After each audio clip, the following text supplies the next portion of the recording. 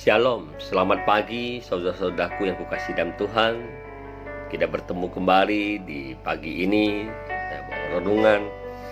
Saya percaya, pagi ini saya mau bagikan satu hal yang membuat kita sama-sama bisa merenungkan bersama. Ya, temanya yang saya bagikan adalah perumpamaan tentang dua orang anak. Dan saya bacakan di kitab Matius 21 ayat 28 sampai 29 dulu. Tetapi apakah pendapatmu tentang ini? Seorang mempunyai dua anak laki-laki. Ia pergi kepada anak yang sulung dan berkata, "Anakku, pergi dan bekerjalah hari ini dalam kebun anggur." Jawab anak itu, "Baik, Bapa," tetapi ia tidak pergi. Saudara-saudaraku yang kukasihi dalam Tuhan, di mana Tuhan Yesus membuat perumpamaan ini. Seringkali kita seperti tipe anak yang pertama ini, anak yang sulung. Kita selalu menjawab kepada Bapak, "Ya Bapak," tetapi tidak pergi. Artinya apa? Dia suruh dia bekerja di kebun anggur. Artinya kita kadang disuruh Tuhan untuk melayani, disuruh Tuhan untuk bekerja. Kita selalu jawab iya, tapi tidak melakukannya.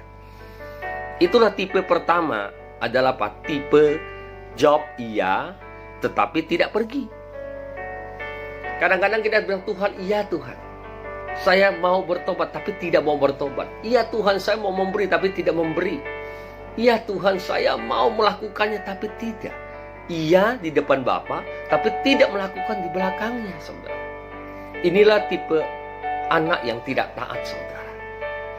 Jawab iya doang, tapi tidak melakukannya.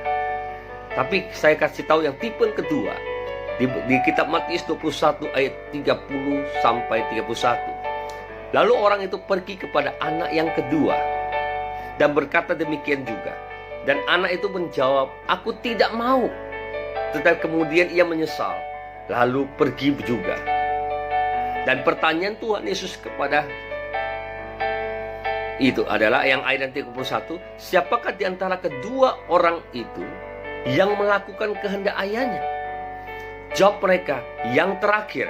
Kata Yesus kepada mereka, "Aku berkata kepadamu, sesungguhnya pemungut-pemungut cukai dan perempuan-perempuan sundal akan mendahului kamu masuk dalam kerajaan Allah."